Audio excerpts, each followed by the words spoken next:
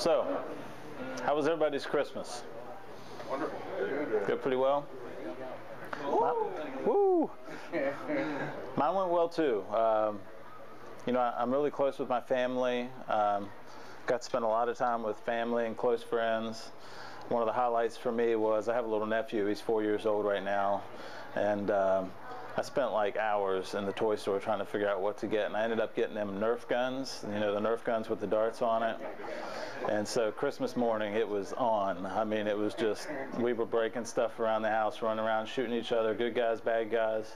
Just, should you ever need to know it, 4-year-olds are always good guys. They're pretty much bulletproof.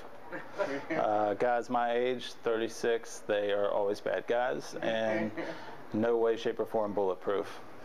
But that was a lot of fun. You know, we did the normal kind of Christmas stuff that everybody does, but this year was a little bit different for me. And that is, when I got to the end of the season, the best way that I would describe it is that I sensed a feeling of kind of insignificance. I sensed a kind of feeling at the end of it of emptiness. And when I really stopped to think about it, you know, after all the effort, after all the hours of preparation, all the money, all the traveling, the hundreds of miles, wherever you ended up, when I really looked at it at the end of the year, nothing really changed. Nothing really changed in me. Nothing really changed in the people that I was around. And as I looked at that and I really started to reflect on that and think, well, what's the deal? I mean, we're putting all this focus and effort on Christmas. How is it that we can spend all this time together and do all these things, but yet at the end of it, lives just don't seem to be changed? And for me, what I recognized as I started to pray about it and think about it this week was, I didn't really do a good job this year of including God in my Christmas. I don't know how you guys did with that, but looking back on it for me, I really don't think I did a very good job of bringing God into my holidays with my family, my friends. And what happens in life when God's not included is you walk away with a feeling of insignificance and emptiness, because that's what we were created for, was intimacy with God. So I tried to really sit down and think about what was it about this year, about this Christmas, that I did where I missed the mark. What was it I did this year where I kind of fell short about bringing God into my Christmas? And I came up with 3 things. I'm going to try and turn this over.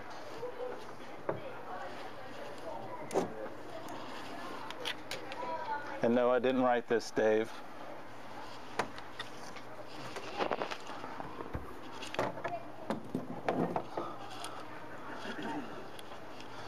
Dave always accuses me of having girl handwriting. So I just want to clarify that my secretary did this today. This is not my handwriting. But as I look back on this Christmas, and I noticed as I prayed about it and thought about it, what were the areas where I really dropped the ball? What were the areas where I really dropped them? I missed the mark so far as bringing Jesus into my holiday Christmas season with my family and my friends. And the first thing I wrote down was, never really scratch the surface. I don't know about you guys, but when I go into long-term family events or people that I've known for a long time, but I don't necessarily get to see them very often, it's like when we get in those environments, everybody just goes back to their normal roles.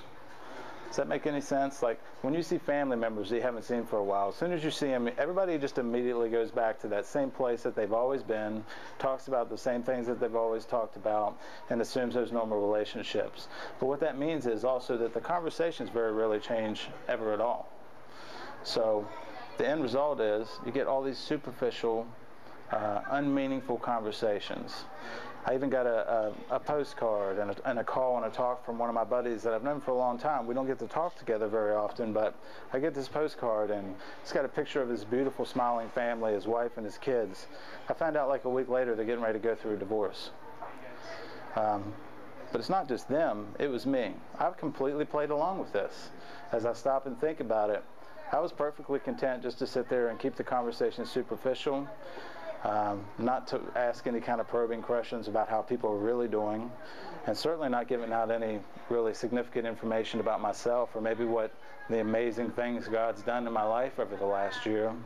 If anything, I found myself kind of looking at my watch. You guys ever do that?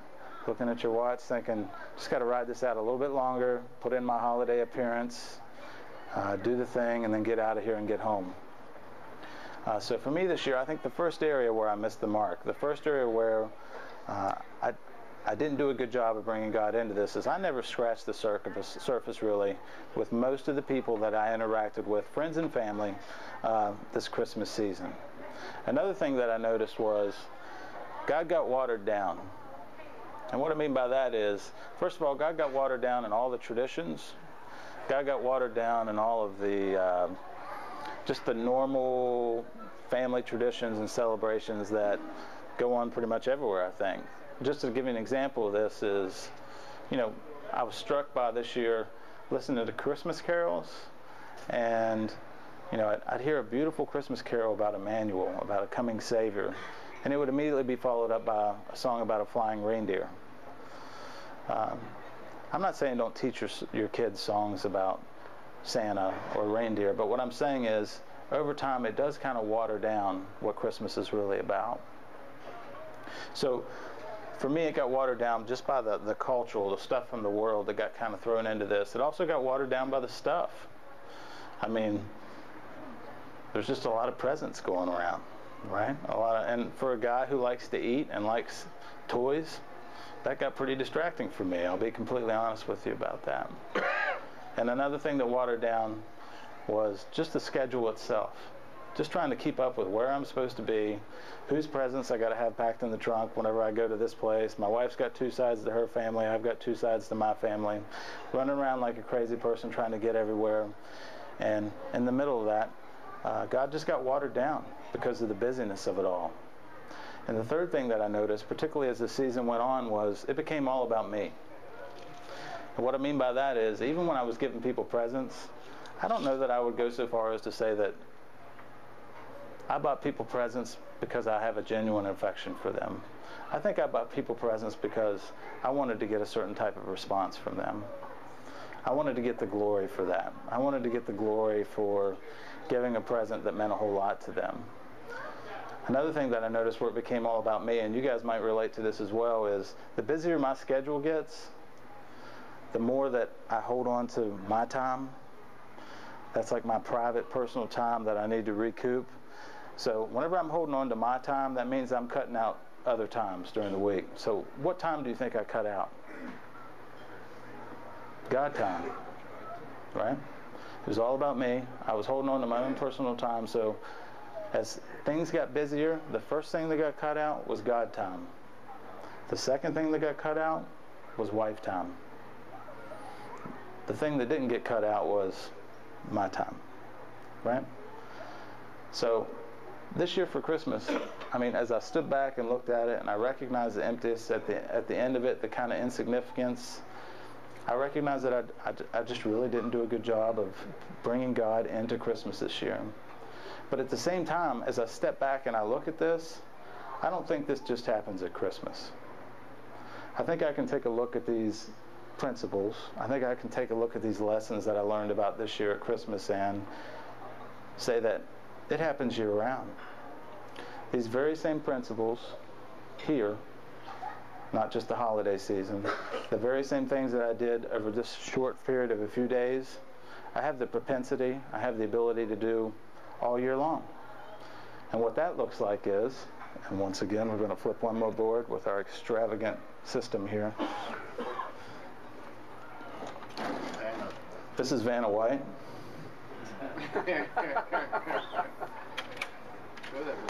Yeah. Well done, well done. So, what we talked about first, never scratched the surface. I never really got to anything beyond superficial conversations with the people in my life. This doesn't just happen at Christmas time, guys. Superficial relationships. You guys have any of those in your life? People that when you get around them, you have the same conversations all the time. It never goes beyond just superficial stuff. It never gets to the point where you might have a meaningful conversation that might actually result in a conversation about God where other people's lives might be changed or your life might be changed because of that conversation as well. That just doesn't happen at Christmas. That happens year-round. So for me, superficial relationships, just to give you some examples of this. few weeks ago, my wife tried to get me to go to like an after-dinner party. Now, I'd been around people all day long, and it was becoming all about my time at this point. And she said, "Will, we need to go to this party. These are people that I went to high school with, and you don't know any of them." My response was, "Look, I'm tired. I really don't want to make new friends right now." Just being honest, that was my response. And she said, "But Will, these people aren't Christ followers." I said, "I understand that, but I really don't feel like going out and making new friends right now." And her response was, "If it was Woody or Steven, you would go." She was right. Yeah, she was. So I had to walk away and think about that one for a while and go back and tell her she was right.